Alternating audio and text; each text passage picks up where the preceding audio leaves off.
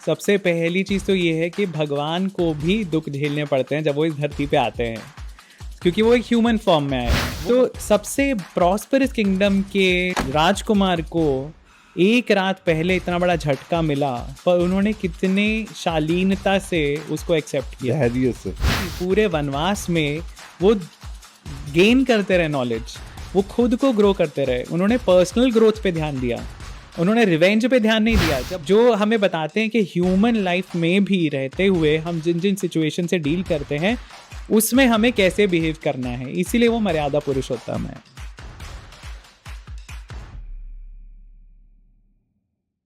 भगवान श्री राम जब पैदा हुए थे तो उनकी बहुत ही अच्छी एस्ट्रोलॉजिकल पोजीशन थी सारे प्लैनेट्स की जी फिर भी उन्होंने अपने जीवन में काफी सारे कष्ट भोगे, बिल्कुल। चाहे वो वनवास हो या सेपरेशन हो सीता मैया से। जी ऐसा क्यों? देखिए, इसको भी समझने के कई तरीके हैं। सबसे पहली चीज़ तो ये है कि भगवान को भी दुख झेलने पड़ते हैं जब वो इस धरती पे आते हैं, क्योंकि वो एक ह्यूमन फॉर्म में आए हैं। वो भगवान है, पर वो जब एक फिजिकल फॉर्म ले रहे हैं, और भगवान की कोई फॉर्म नहीं होती, वो अलग अलग फॉर्म्स लेते हैं फॉर स्पेसिफिक पर्पसेस। पर जब वो इस ह्यूमन फॉर्म में आए हैं तो इस ह्यूमन लिमिटेशन के अंदर रहते हुए उन्हें काम करने हैं सारे। तो अब हमारे सिचुएशन, हमारे सर्कमस्टांसेस, हमारे आसपास के लोग, जो भी घटनाएं हमारे अराउंड घट रही हैं उसके बेसिस पे ही हमें काम करना है। उस सिचुएशन में भी आप कैसे खुद को हैंडल करते हो, आप कैसे उस सिचुएशन से डील करते हो, आप किस तरह साथ में लोगों को लेके चलते हो, वो सारी चीज़ें पता चलती हैं हमें भगवान राम के जीवन से। कि इतनी मुश्किल कंडीशन कि एक रात पहले जब आप युवराज हो, आपको अगले दिन राजा बनाया जाना है, और एक रात पहले आपको बताया जाता है कि भाई आपको कोई राजपाट नहीं मिल रहा है, आपको जंगल जाना है 14 साल के लिए। What could be more shocking आज की डेट में? अगर एक आप इमेजिन कीजिए कि कोई बिजनेस टाइकून है, वो अपने बेटे को रातों रात, वो उसने आज डिक्लेयर किया है कि कल ये बागडोर संभालेगा, हमारे ये सीईओ बनेगा अगला, और एक रात पहले उसको बोल दिया जाता है कि भाई तुम्हें तो तुम्हारी एक्सक्लूड कर दिया। पोस्टिंग हो गई है अंडमान में। हाँ हाँ, और तुम्हें कुछ नहीं मिलने वाला है, तुम्हें अपने मीन्स पे जीना है। So it is a very shocking thing to happen, जो हम रियलाइज नहीं करते हैं। और अयोध्या उस टाइम का सबसे बड़ा, सबसे प्रॉस्परस किंगडम था। तो सबसे प्रॉस्परस किंगडम के सबसे बड़े युवराज राजकुमार को एक रात पहले इतना बड़ा झटका मिला, पर उन्होंने कितने शालीनता से उसको एक्सेप्ट किया, धैर्य से, कितने धैर्य से उसको एक्सेप्ट किया। और उसके बाद भी पूरे वनवास में वो गेन करते रहे नॉलेज, वो खुद को ग्रो करते रहे। उन्होंने पर्सनल ग्रोथ पे ध्यान दिया, उन्होंने रिवेंज पे ध्यान नहीं दिया। जब भरत वापस आए, उनको चित्रकूट आए उनको लेके जाने के लिए, वो जा सकते थे, पर उन्होंने कहा नहीं, मेरे पिता रहें या नहीं रहें, मैंने पिता को वचन दिया है तो वो ज़रूर रहेगा, मुझे वो फॉलो करना ही है। 14 साल तक अब मैं वनवास में ही रहूँगा, मैं किसी भी शहर में प्रवेश नहीं करूँगा। और उस पूरे ड्यूरेशन में वो ऋषियों को विजिट करते रहे, अलग अलग ऋषियों के आश्रम में रहे, उनसे सीखा और खुद ग्रो किए वो। और उसके अलावा उन्होंने उन ऋषियों का ध्यान रखा, जो राक्षस उन्हें परेशान करते थे उनको मारा, दंडकारण्य में जाके खर और दूषण के 14,000 राक्षसों को उन्होंने मारा। उसके बाद जो मेन पर्पस था, ऑफ कोर्स रावण को मारने तक की जो जर्नी थी वो वहीं से शुरू हुई, पंचवटी से। पर उसके बाद भी जो उनका कैरेक्टर हमें पता चलता है, किस तरह उन्होंने अलायंस बनाए स्ट्रेंजर्स के साथ। वो वानरों को कभी नहीं मिले थे। वानर किष्किंधा में जो रहते थे उनका कोई कांटेक्ट नहीं था अयोध्या से। सो नॉमिनली वो ज़रूर वो बोलते हैं कि ये सारा जो रीजन है ये अयोध्या के अंडर ही आता है, पर वो कभी मिले नहीं थे वानरों से। पर वो अनलाइकली एलाइज बनाए उन्होंने। और किस तरह दुश्मन क्या, जो स्ट्रेंजर्स थे, जो दुश्मन हो सकते थे, क्योंकि सुग्रीव को पहले शक था, उन्होंने हनुमान जी को यही पता करने के लिए भेजा था कि ये कौन है।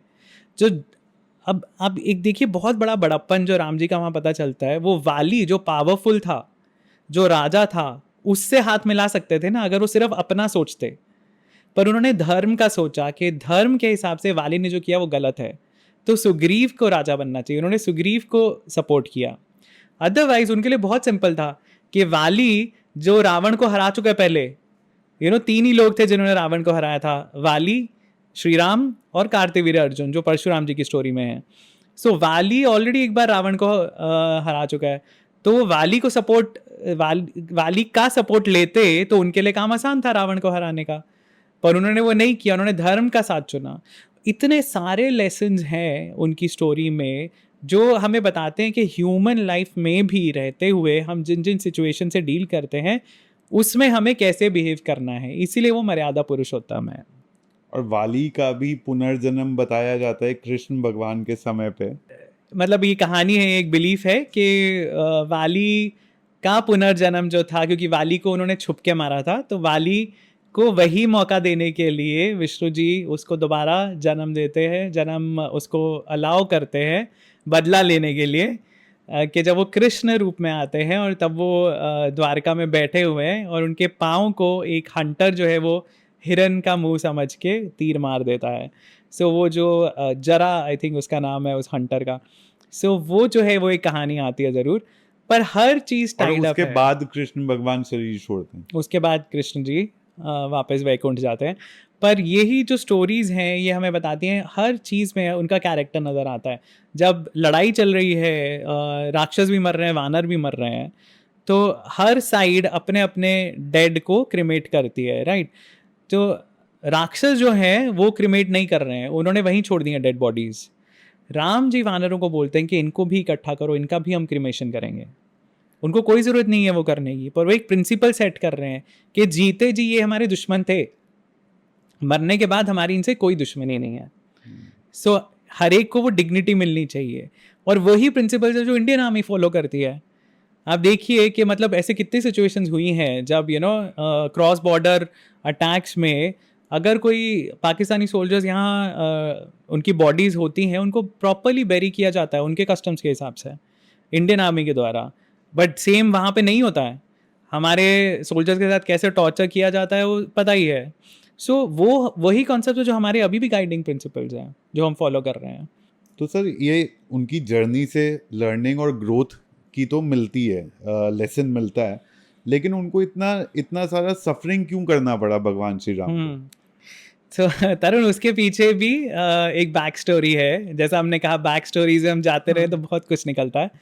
तो भृगु ऋषि एक है, बहुत पहुँचे हुए ऋषि हैं, ब्रह्मा के पुत्र हैं, और भृगु की जो पत्नी है ख्याति, वो दोनों एक आश्रम में रहते थे ऑब्वियसली जैसे ऋषि रहते हैं, और उनके बेटे हैं शुक्राचार्य जो राक्षसों के, असुरों के गुरु हैं, जो जिंदा कर देते थे जो जिंदा कर देते थे राक्षसों को। सो असुरों के जो गुरु हैं शुक्राचार्य, उनके शुक्राचार्य एक स्पेसिफिक टाइम पे तपस्या करने जाते हैं। एक्चुअली आई थिंक वो वही टाइम है जब वो अमृत संजीवनी विद्या लेने के लिए जाते हैं, तो वो शिव जी को प्रे कर रहे हैं, शिव जी के लिए तपस्या कर रहे हैं।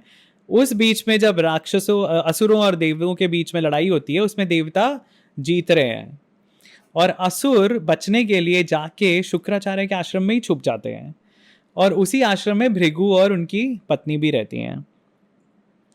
अब वहाँ पे जब उनकी पत्नी देखती हैं कि उनके बेटे के फॉलोअर्स को मारा जा रहा है, वो वहाँ आके फ्रीज कर देती हैं उनको। उनमें भी इतनी योगिक पावर्स हैं, वो वहाँ आके देवताओं को फ्रीज कर देती हैं। देवता हिल ही नहीं पा रहे हैं, सो एकदम पैरालाइज हो गए हैं। तो तब वहाँ और वो उनको भस्म करने की तैयारी कर रही हैं। तो देवता मन ही मन में विष्णु जी को का आवाहन करते हैं, और विष्णु जी वहाँ इमीडिएटली प्रकट होके वो जो लेडी है उनका सर काट देते हैं चक्र से। सुदर्शन चक्र से। अब ये क्वेश्चन उठता है कि was he justified in doing it? But yes, देवता जो है उनके ऊपर पूरे यूनिवर्स का भार है। वो एक स्त्री जो पुत्र मोह के कारण वो देवताओं को भस्म करने लगी थी, उनका मरना उस टाइम जरूरी था। और यही एक एग्जाम्पल विश्वामित्र भी देते हैं राम जी को, जब वो ताड़का को मारने में हेजिटेट करते हैं कि ताड़का एक स्त्री है तो मैं उस पर नहीं वार करूंगा। पर विश्वामित्र जी यही बोलते हैं कि भाई बुराई का कोई जेंडर नहीं होता है, बुराई जरूरी नहीं कि सारे मेल्स ही होंगे, females can also be bad, right. So gender specific नहीं है नेगेटिविटी। सो ये ताड़का जो है आपको इसको उसी तरह मानना चाहिए जिस तरह विष्णु जी ने काव्य माता को मारा था। क्योंकि उस टाइम वो गलत कर रही थी। पर भृगु ऋषि जो है वो वहां पे देखते हैं जब कि उनकी पत्नी का सर काट दिया, तो वो इमिडिएटली गुस्से में आगो बूले हो जाते हैं और वो विष्णु जी को श्राप दे देते हैं कि जिस तरह मेरा आपने पत्नी से मुझे दूर किया, उसी तरह आपका भी अपनी पत्नी से वियोग होगा। और इस कारण विष्णु जी को फिर लक्ष्मी जो सीता थी उनसे अलग रहना पड़ा। वो यूटिलाइज करते हैं। तो ये सारे जो श्राप है ना, ये बहुत ही क्लेवरली भगवान यूज करते हैं। तो जिसको हम आज के जीवन में वैसे भी विनीत बोलते हैं ना कि कोई भी आपके ऑब्स्टिकल है तो उसको अपॉर्चुनिटी बना लो, पॉइजन हो तो एग्जैक्टली, उसको मेडिसिन बना लो। एग्जैक्टली। कैसे एक नेगेटिव सिचुएशन से भी सीख लेकर के आप उसे एक पॉजिटिव सिचुएशन में टर्न कर सकते हो, वही बिल्कुल। आपकी नॉलेज और आपकी विजडम दर्शाता है। बिल्कुल, और वही चीज हमें विष्णु जी बार बार दर्शाते हैं कि उन्हें कोई भी अगर श्राप मिलता है, वो सारी चीजें वो यूटिलाइज करते हैं किसी ना किसी जन्म में, और किसी ना किसी रूप में, किसी ना किसी अवतार में वो सारी चीजें यूटिलाइज होती हुई दिखाई देती है।